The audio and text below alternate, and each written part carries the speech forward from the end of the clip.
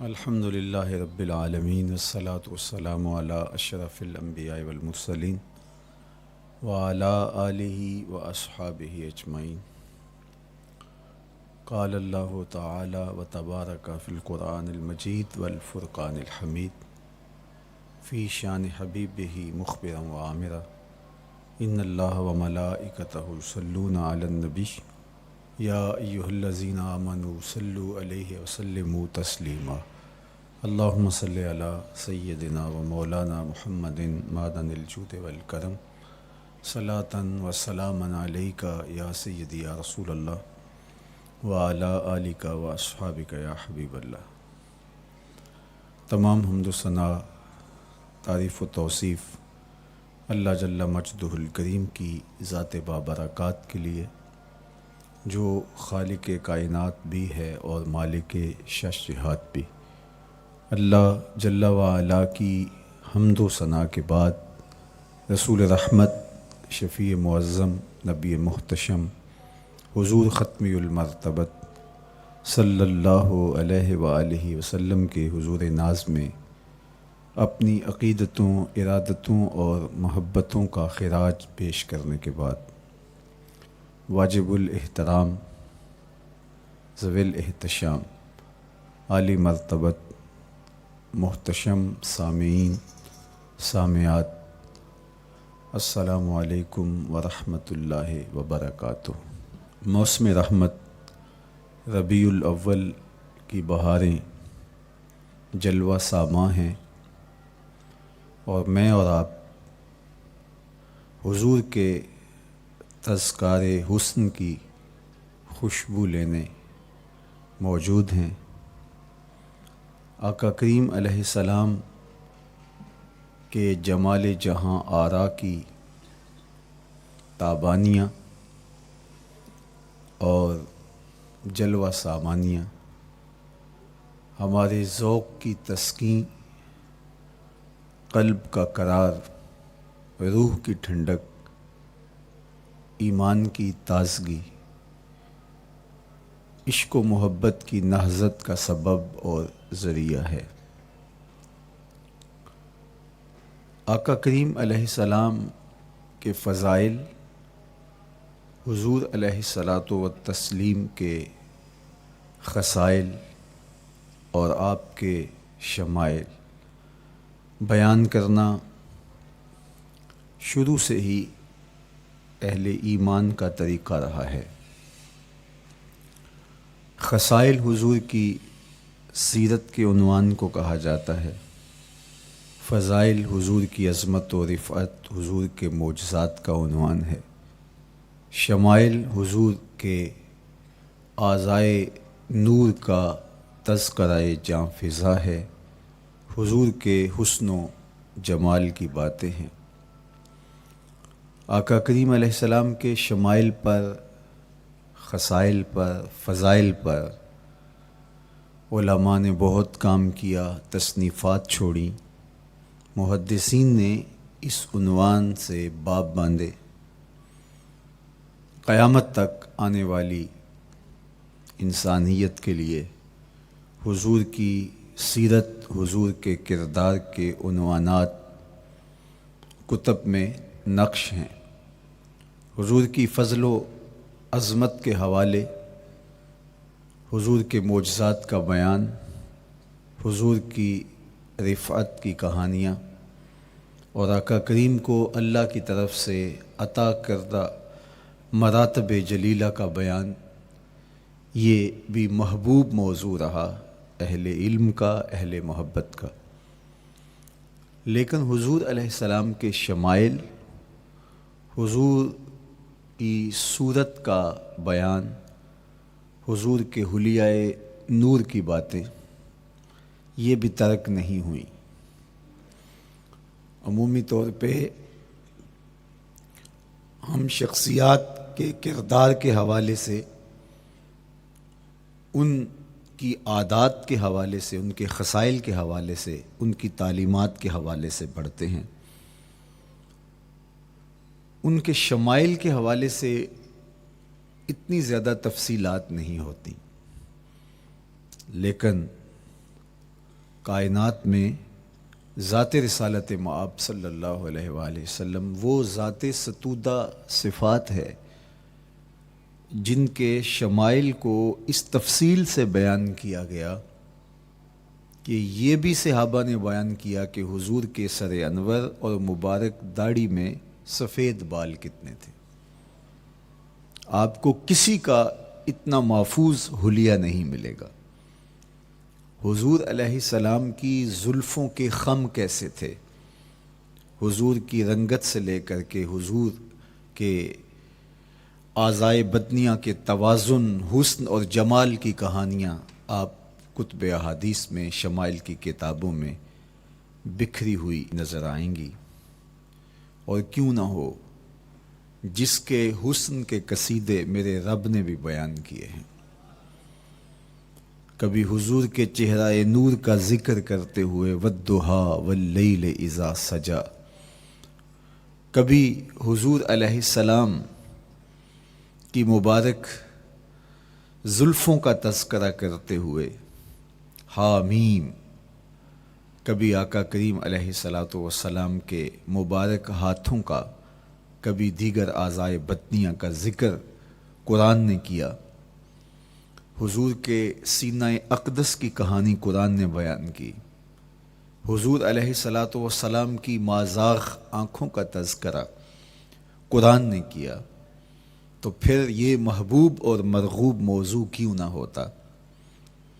اور آقا کریم کو اللہ نے وہ جمال دیا تھا، وہ حسن عطا کیا تھا، وہ خوبصورتی دی تھی جو حضور کا ہی حصہ ہے۔ ویسے اللہ کا ہر پیغمبر، ہر نبی، ہر رسول خوبصورت ہوا۔ کوئی نبی ایسا نہیں ہے جو خوبصورت نہ ہوا ہو، یہ اللہ کا انتخاب ہے۔ آپ تو دکان پہ سیل مین بھی رکھیں تو اس کی باقی قابلیت کے ساتھ ساتھ اس کی شخصیت کو آپ دیکھتے ہیں کہ جو خوش شکل ہو، آنے والے کو متاثر کر سکے، باوقار لگے۔ تو جس کو اس نے نبی بنانا تھا تو اس کو اس نے یوں ہی یہ عظمت اور یہ رفت عطا کر دینی تھی۔ تو اللہ کا ہر نبی حسین، ہر نبی جمیل، لیکن جو جمال، جو خوبصورتی، جو حسن، جو شان و شوکت اللہ نے میرے اور آپ کے آقا و مولا حضور ختمی المرتبت کو عطا کی، وہ حضور کا ہی مقسوم ہے، وہ حضور علیہ السلام کا ہی حصہ ہے۔ سر انور سے لے کر پائے نور تک حضور کا ہر عضو بدن خوبصورتی کا مرقع اور جمال کا معیار ہے۔ خوبصورتی کیا ہوتی ہے، حسن محمد کو دیکھ لو۔ کوئی عیب، کوئی نقص حضور کے پاکیزہ وجود میں نہیں رکھا گیا۔ خلقت مبرأ من کل عیب، حضور کے سامنے حضرت حسان بن ثابت نے یہ پڑھا اور آقا کریم نے اس پر خوشی کا اظہار کیا اور اللہ کی بارگاہ میں دعا کی، اللہم ایدہ بروح القدس، جبریل امین سے اللہ اس کی مدد فرما۔ تو انہوں نے یہ بات کہی کہ آپ کو ہر عیب سے مبرہ رکھا گیا ہے، آپ کا پیکر نور، آپ کا وجود مسعود حسن و جمال کا ایسا مرقع بنایا گیا کہ جس میں کوئی نقص نہیں رکھا گیا۔ صوری حسن بھی عطا کیا گیا، مانوی حسن بھی عطا کیا گیا۔ حضور کے اعضاء کا جو ظاہری حسن تھا وہ بھی اپنی مثال آپ تھا، اور جو باطنی جمال اور باطنی حسن اور باطنی کمال عطا کیا گیا تھا وہ بھی اپنی مثال آپ ہے۔ اگر حضور علیہ السلام کے مبارک ہاتھوں کو جمال دیا گیا ہے، لیکن جو توانائی عطا کی گئی، جو طاقت عطا کی گئی، ید اللہ کے جو جلوے ان ہاتھوں میں رکھے گئے، وہ بھی ایک دل آویز کہانی ہے۔ اگر آنکھوں کی پتلیاں خوبصورت ہیں اور آپ کی مبارک آنکھوں کی چمک سے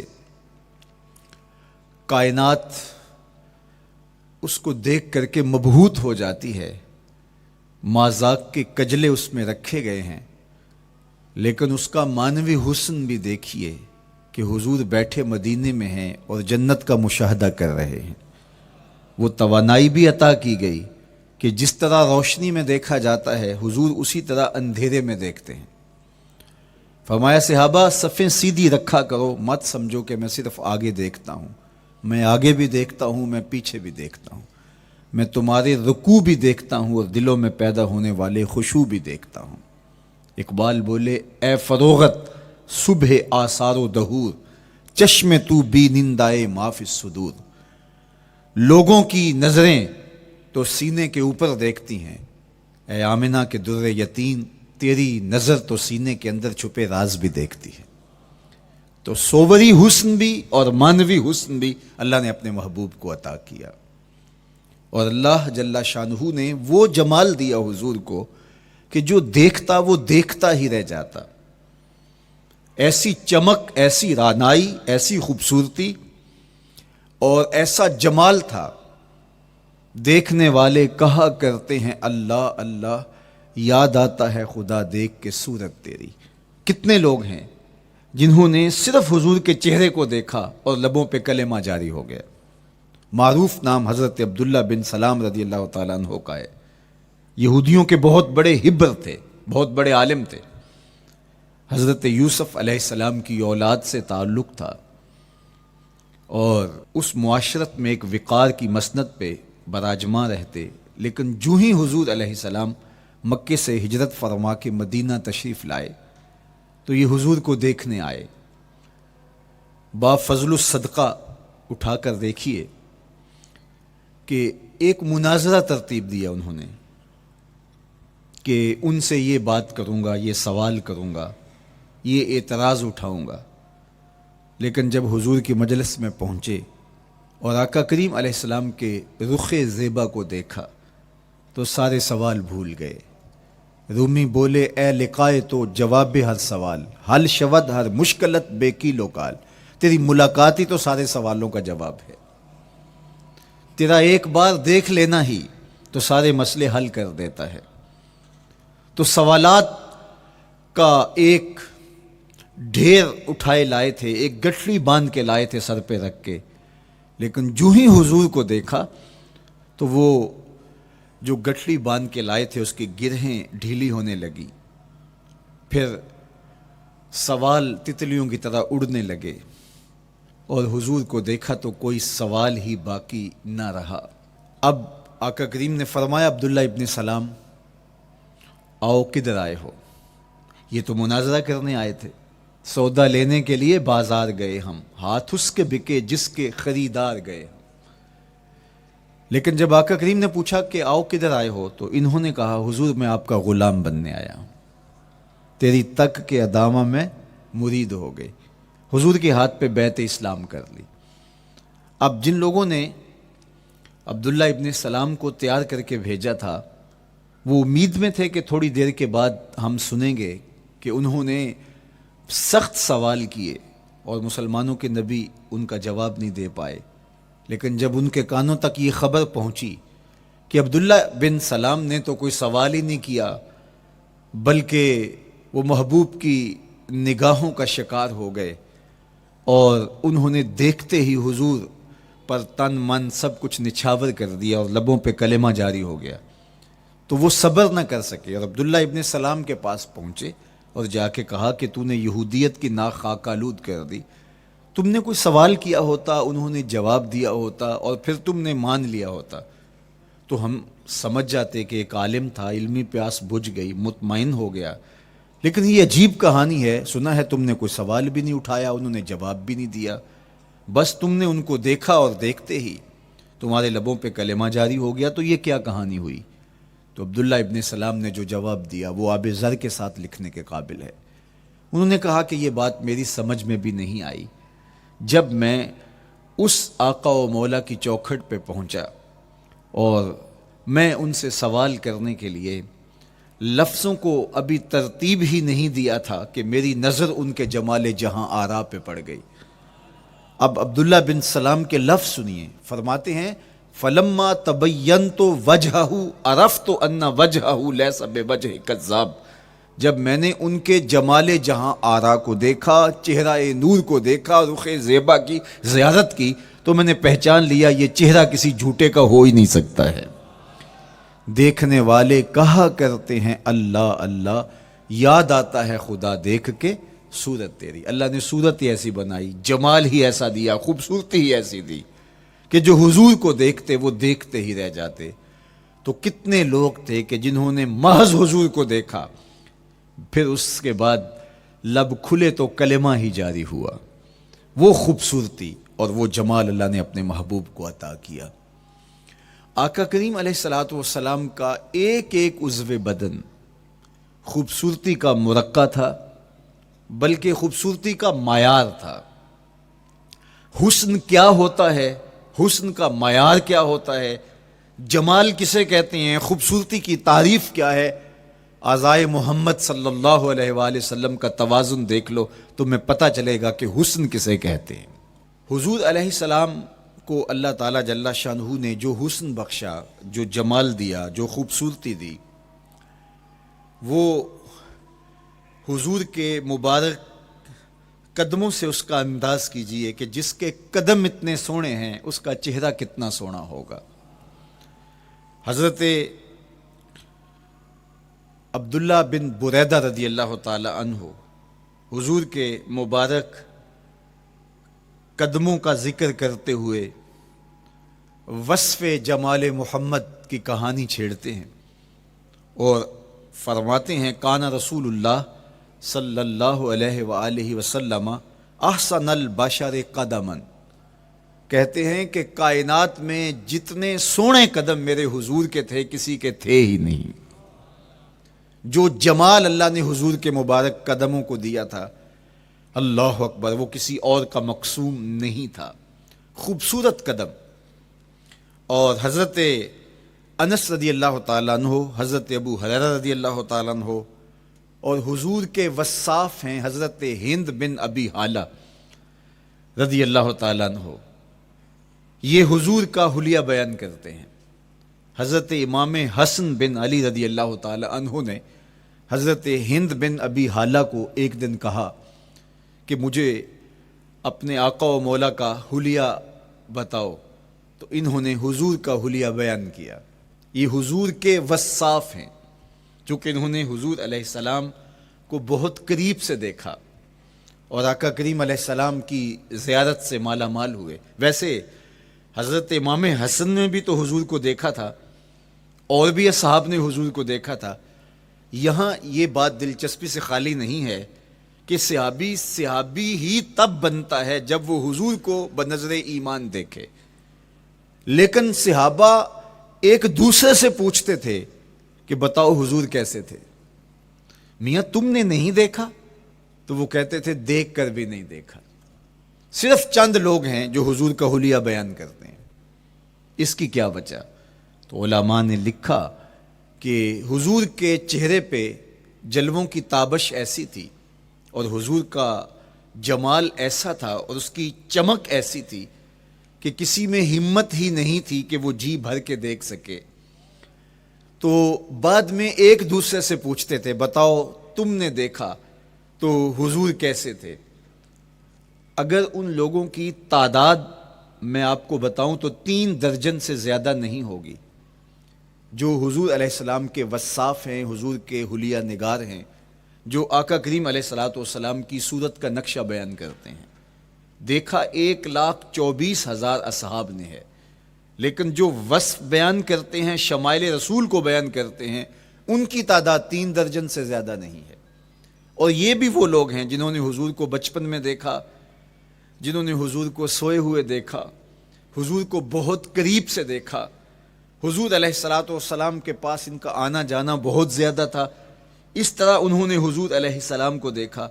حضرت حسان بن ثابت رضی اللہ تعالی عنہ فرماتے ہیں کہ میں جو حضور کا حلیہ بیان کرتا ہوں تو اس کا سبب یہ ہے کہ میرے پاس حضور کو دیکھنے کا ایک طریقہ آ گیا تھا۔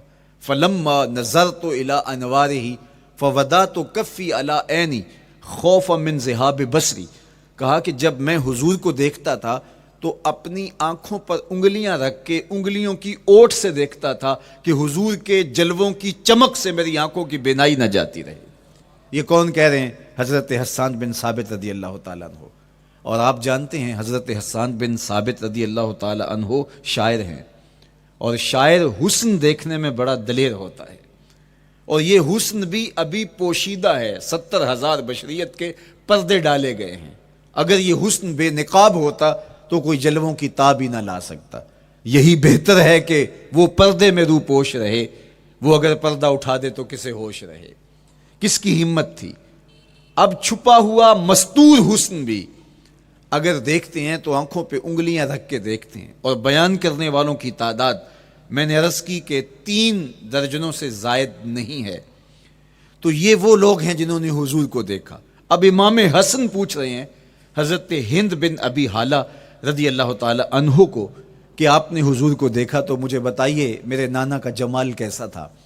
تو حضرت ہند بن ابی حالہ نے حضور کا حلیہ بیان کیا. تو جب حضور کے قدموں کی کہانی انہوں نے بیان کی تو حضرت ہند بن ابی حالہ نے کہا کان النبی صلی اللہ علیہ وآلہ وسلم شسن القدمین والکفین. حضور علیہ السلام کے مبارک قدم اور حضور کی ہتھیلیاں پر گوشت تھے. یہ حضور علیہ السلام کے مبارک قدموں کا جمال بیان کرتے ہیں. اللہ اکبر. اور حضور علیہ السلام کے قدموں کے بارے میں امام ترمذی جو شمائل میں حدیث لائے ہیں اس میں انہوں نے یہ بھی بیان کیا کان رسول اللہ صلی اللہ علیہ وسلم مسیح القدمین. حضور علیہ السلام کے مبارک قدم ملائم تھے، خوبصورت تھے، کھردرے نہیں تھے، کوئی پھٹن نہیں تھی. عمومی طور پہ قدم پھٹ جاتے ہیں اور ایڑیاں بہت سارے لوگوں کی پھٹ جاتی ہیں تو وہ خوبصورتی باقی نہیں رہتی. تو وہ کہتے ہیں کہ حضور مسیح القدمین تھے. اور جب آقا کریم علیہ الصلوۃ والسلام کے مبارک قدموں پہ پانی ڈالا جاتا تو وہ ڈھل کے نیچے چلا جاتا. یہ تھا حضور کے قدموں کا حسن اور حضور کے قدموں کا جمال. اچھا، آقا کریم علیہ السلام کی جو مبارک ایڑیاں تھیں وہ زیادہ پر گوشت نہیں تھیں، ان کے اوپر گوشت زیادہ نہیں چڑھا تھا، اس لیے کہ ایڑیوں کا زیادہ پر گوشت ہونا ایڑیوں کے حسن کو زائل کر دیتا ہے. حسن کا مرقع ہی جمال مصطفیٰ ہے. تو اس لیے اللہ نے ایک ایک عضو کو تراش کر کے بنایا ہے، بلکہ پوچھ پوچھ کے بنایا ہے. جس طرح حسان بن ثابت رضی اللہ تعالی عنہ کہتے ہیں کأنک قد خلقت کما تشاء. محبوب مجھے تو یوں لگتا ہے جس طرح آپ کے رب نے آپ کو آپ سے پوچھ کے بنایا ہے کہ محبوب بتاؤ کہ میں آپ کے اعضاء کو کیسے توازن اور کیسے حسن اور کیسے جمال دوں. تو حضور کی مبارک ایڑیاں یہ پرگوشت نہیں تھیں، باقی حضور کے پاؤں پرگوشت تھے اور کوئی پھٹن نہیں تھی، بالکل نرم گداس اور بالکل جو ہے وہ ملائم تھے. اور جب پانی ڈالا جاتا تو پانی ڈھل کے نیچے 1 سیکنڈ میں آ جاتا.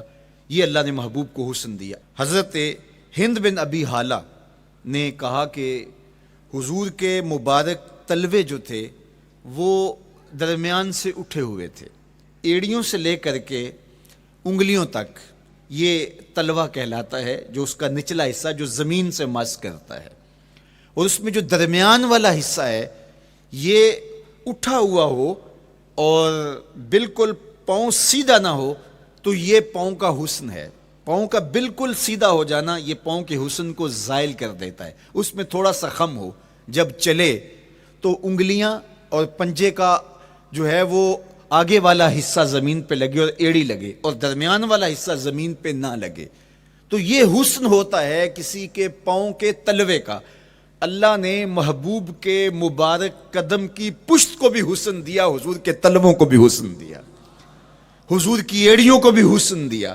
سائل الاطراف، حضور کی مبارک انگلیاں قدرے لامبی تھی اور یہ حسن ہوتا ہے. انگلیاں چھوٹی ہوں، ان کا قد پست ہو تو پاؤں کی خوبصورتی دکھائی نہیں دیتی، لیکن اللہ نے اپنے محبوب کی انگلیوں کو بھی ایک لمبائی عطا کر کے اس کو بھی ایسا جمال دیا تھا یار جو پاؤں کو دیکھتا رہے وہ پاؤں کو ہی دیکھتا رہ جائے. اللہ اکبر. اچھا، بعض احادیث میں آتا ہے کہ حضور علیہ السلام کے مبارک تلوے جو ہیں لیسا لہا اخمس، یہ لفظ ہیں کہ وہ اخمس نہیں تھے، یعنی وہ درمیان سے اٹھے ہوئے نہیں تھے، تو اس کا کیا مطلب ہے؟ یہ حضرت ابو ہریرہ رضی اللہ تعالیٰ عنہ سے جو مروی روایت ہے اس میں یہ ہے لیس لہا اخمس، اور حضرت ہند بن نبی حالہ سے جو حضور کے مبارک تلووں کا حسن بیان کیا گیا ہے، تو اس میں یہ بیان کیا گیا ہے کہ حضور علیہ الصلوۃ والسلام کا مبارک قدموں کا تلووں کا حسن یہ تھا کہ وہ درمیان سے تھوڑے سے اٹھے ہوئے تھے، اور یہ خوبصورت پاؤں کا جمال ہوتا ہے۔ تو ان دو چیزوں میں علماء نے تطبیق کی ہے۔ اللہ ان علماء کی قبروں پر رحمت نازل کرے جو حضور کے حسن پہ، حضور کے جمال پہ گفتگو کرتے رہے، اور ایک ایک عضو پر انہوں نے کئی کئی صفحات لکھے اور کتابیں انہوں نے تحریر کی حضور کے جمال پر۔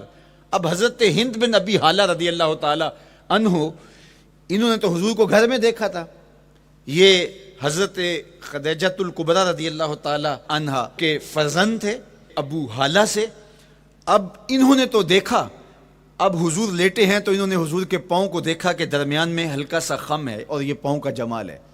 اب حضرت ابو ہریرہ رضی اللہ تعالی عنہ نے جو حضور کے پاؤں کو دیکھا تو یہ اندرون خانہ کا دیکھنا نہیں تھا، تو انہوں نے کیسے دیکھا؟ تو حضرت ابو ہریرہ سے مروی ایک روایت سے سمجھ آتی ہے کہ انہوں نے جو کہا کہ لیس لہا اخمس، کہ ان کے مبارک تلوے درمیان سے اٹھے ہوئے نہیں تھے بلکہ بالکل برابر تھے، تو اس کا کیا مطلب ہے؟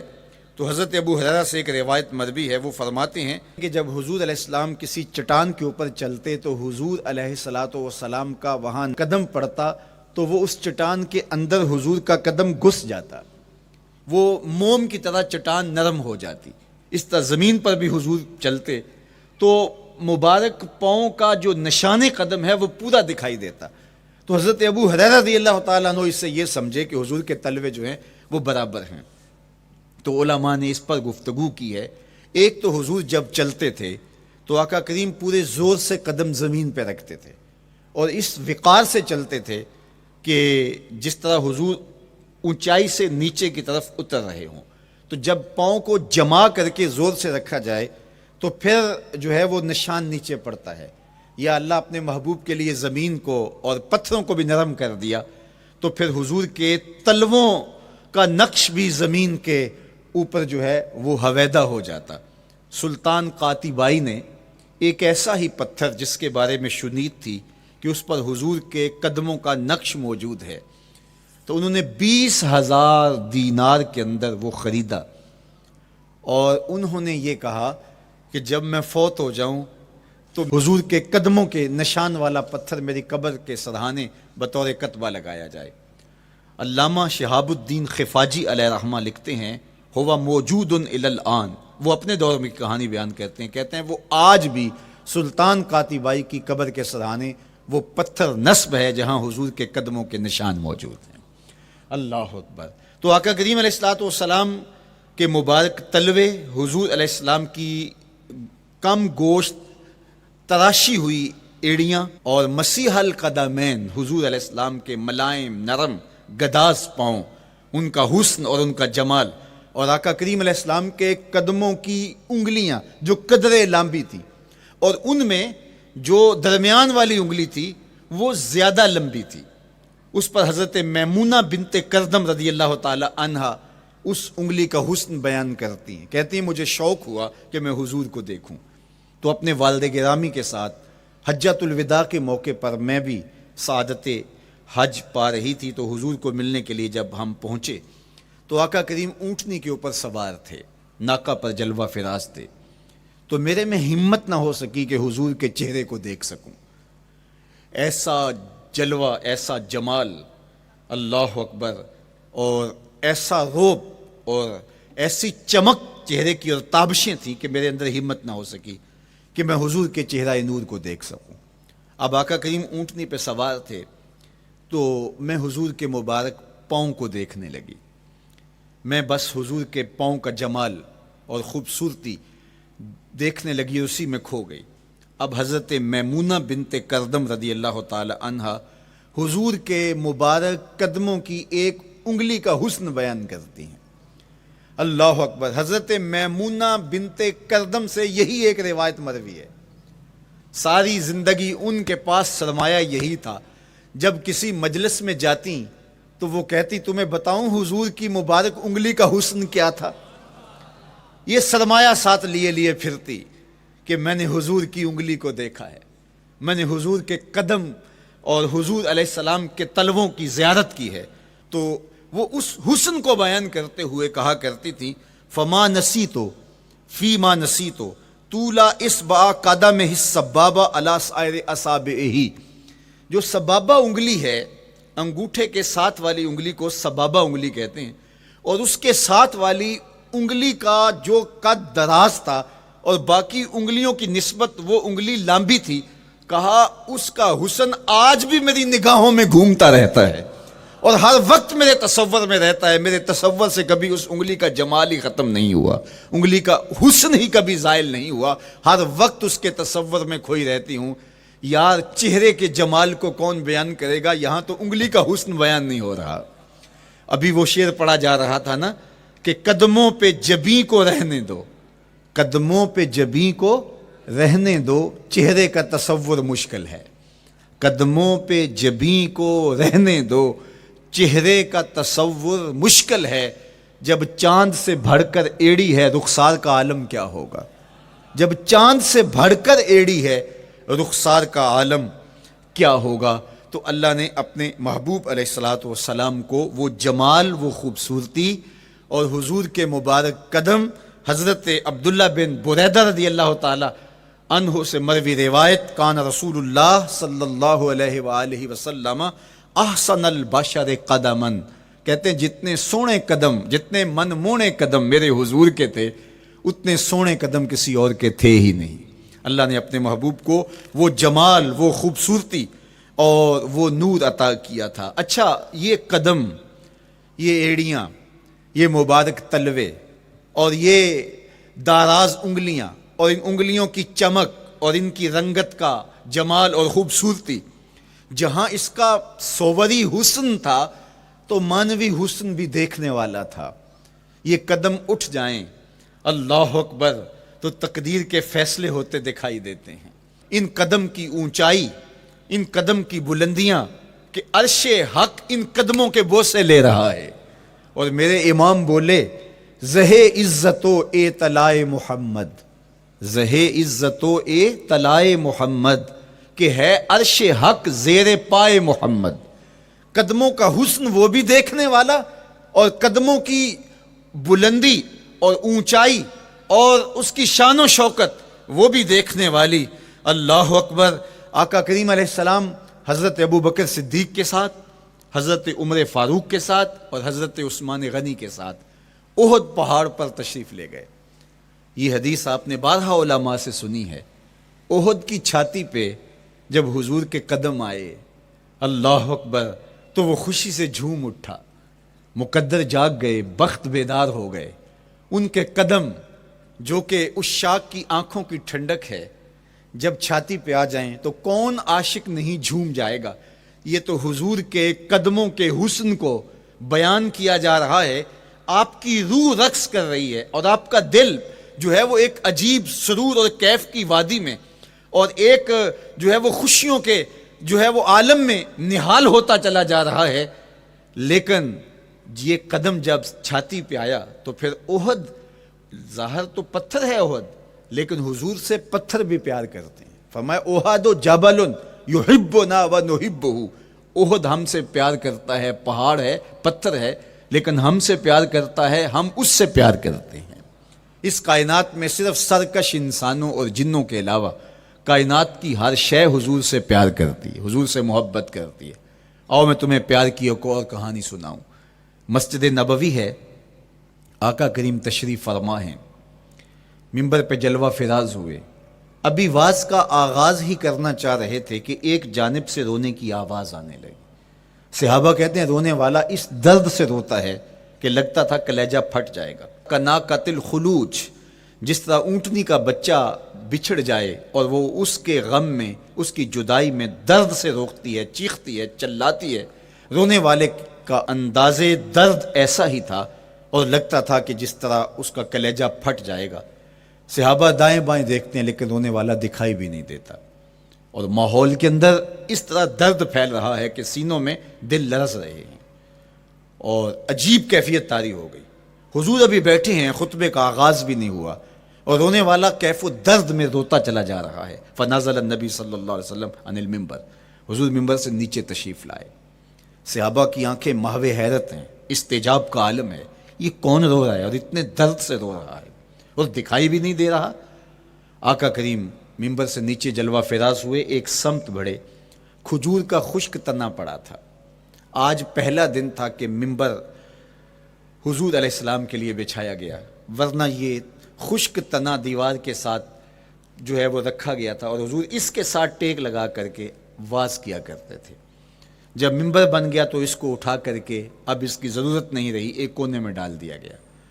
اب جو ہی حضور ممبر پہ تشریف فرما ہوئے تو اس خشک تنے کا کلیجہ لرز اٹھا اور وہ ایسے روتا تھا جس طرح اونٹنی کا بچہ بچھڑ جائے اور وہ روتی ہے، اس طرح وہ خشک تنا رو رہا تھا.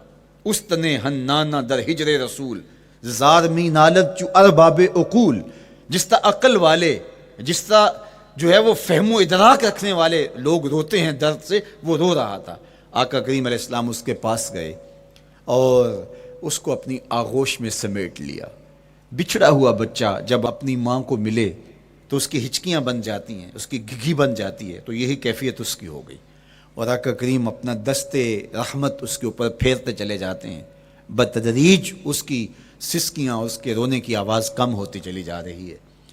آہستہ آہستہ وہ خاموش ہو گیا. حضور پھر دوبارہ تشریف لائے اور ممبر پہ خطبہ دینے سے قبل صحابہ کی آنکھوں میں استجاب کا عالم دیکھا، حیرت کی فراوانی دیکھی. فرمایا کہ تم جو سوال کرنا چاہ رہے ہو، جو تمہاری آنکھوں میں پوشیدہ سوال ہے، میں اس کو اچھی طرح جانتا ہوں. لو لم افعل ہاکذا لحن الی یوم القیامہ. اگر میں ممبر سے اتر کے اپنے عاشق زار کو یوں تسلی نہ دیتا، یہ قیامت تک یوں ہی روتا ہی رہتا.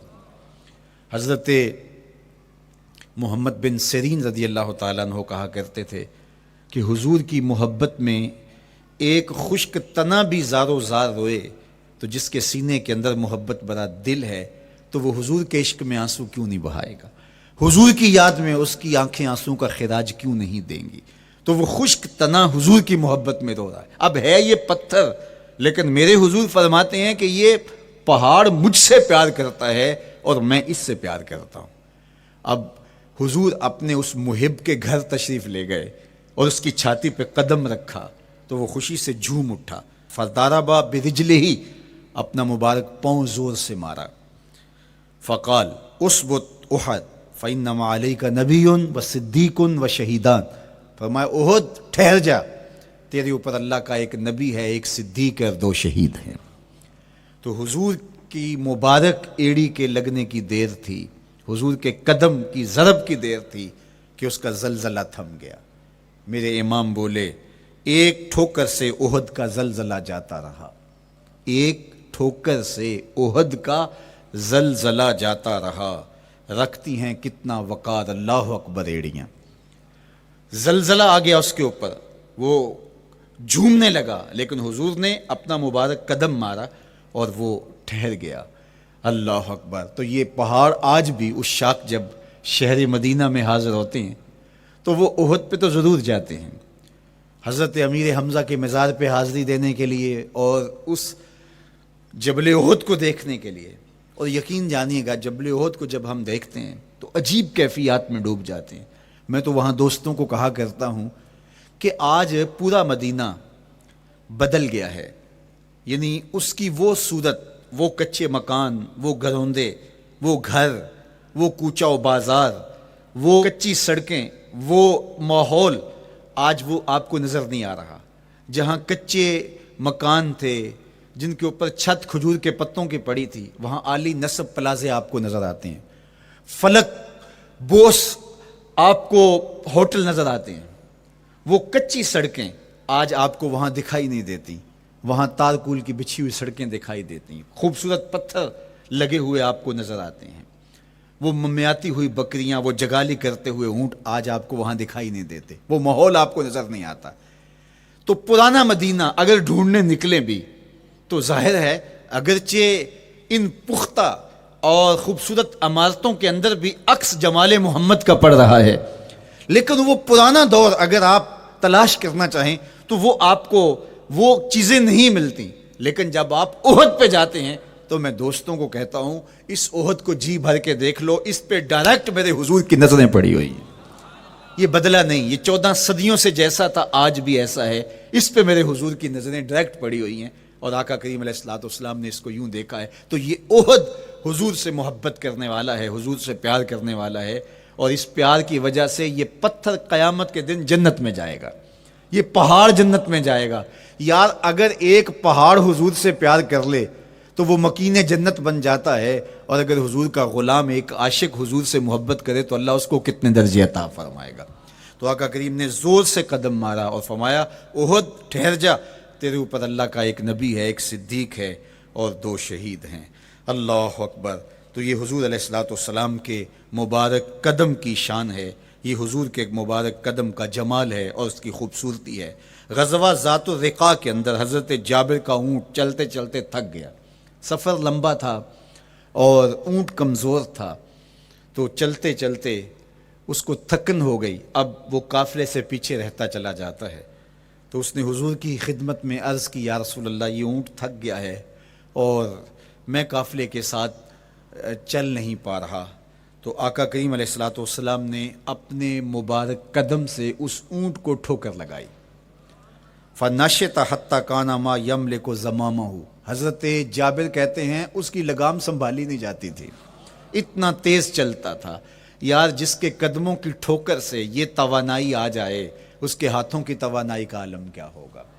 تو اللہ نے صرف حضور کے مبارک قدموں کو صوری حسن ہی نہیں دیا تھا, مانوی جمال اور توانائی بھی عطا فرمائی تھی.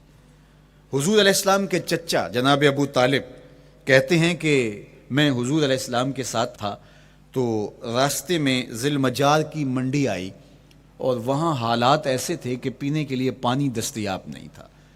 تو میں نے کہا کہ عطشت ولیس عندی ماء, مجھے تو سخت پیاس لگی ہے اور پانی بھی پاس نہیں ہے. فنزل النبی صلی اللہ علیہ وسلم وضرب بقدمہ الارض فخرج الماء فقال اشرب, تو حضور نے اپنے مبارک پاؤں سے زمین پر ٹھوکر لگائی, چشمہ پھوٹ پڑا, اور آقا کریم نے فرمایا چچا پانی پی لیجئے. تو وہ پاؤں اگر زمین پہ لگے تو چشمے پھوٹے, اگر احد پہاڑ پہ وہ پاؤں پڑے تو اس کا زلزلہ جاتا رہے, اور اگر وہ کسی جانور کو حضور ٹھوکر لگائیں تو اس کے اندر اس قدر تیزی آ جائے کہ اس کی باغ سنبھالی نہ جائے, اتنا سریع رفتار ہو جائے. اب ان قدموں پہ کون قربان نہیں ہوگا. یار ان قدموں کو چومنے کے لیے جبریل بھی تو بے تاب دکھائی دیتے ہیں نا.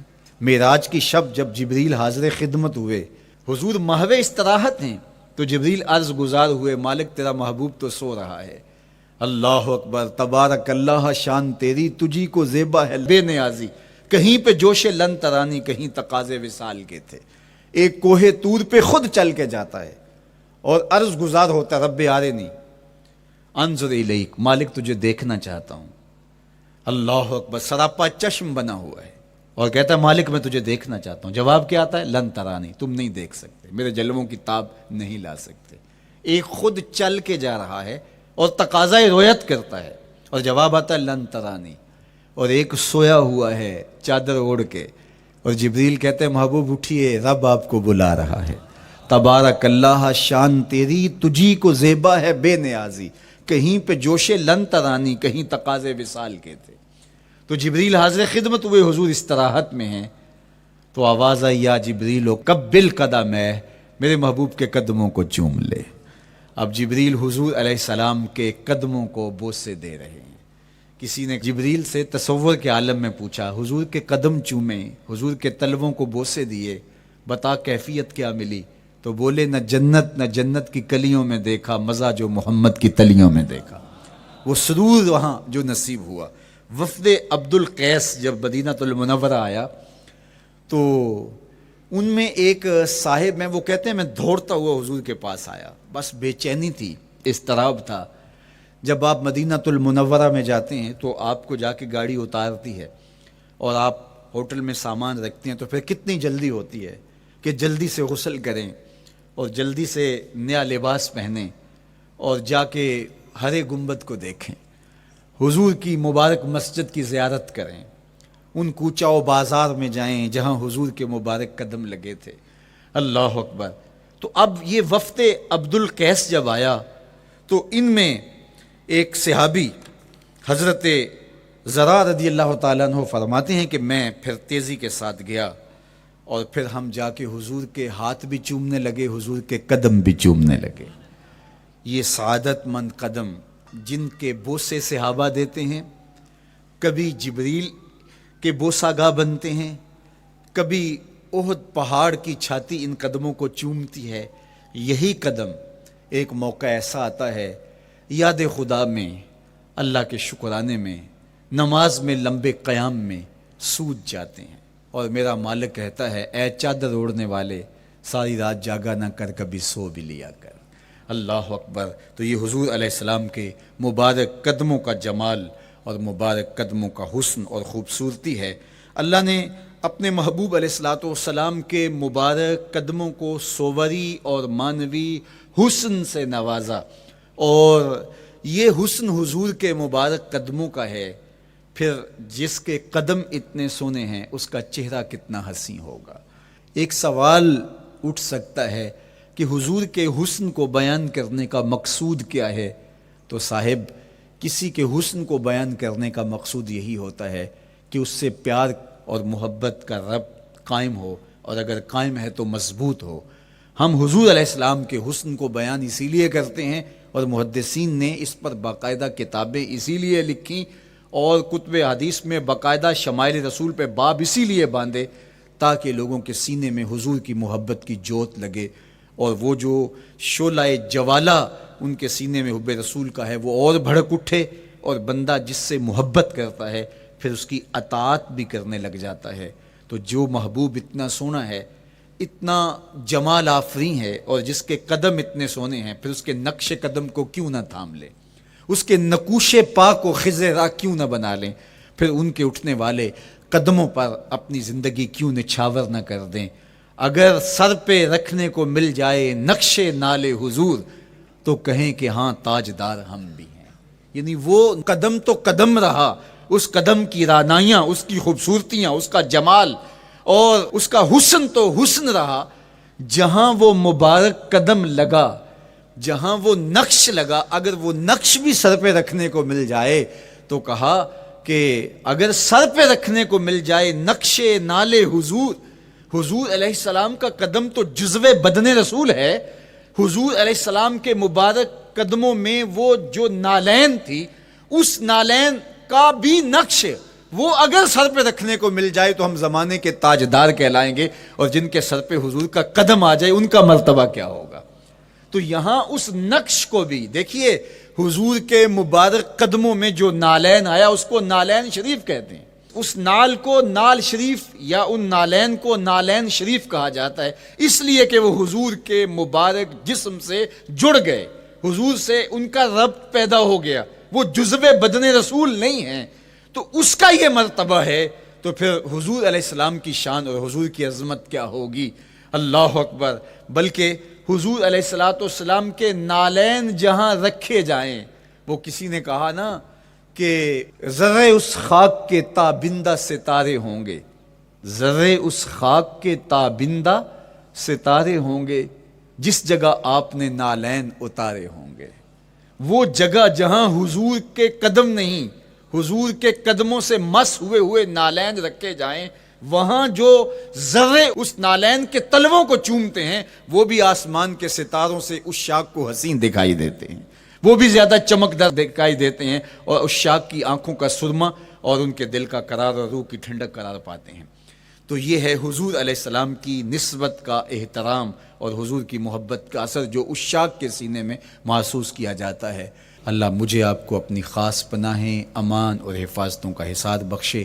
کار ما آخر شدو آخر ز ما کار نشد، مشت خاک ما غبار کوچائے یار نشد۔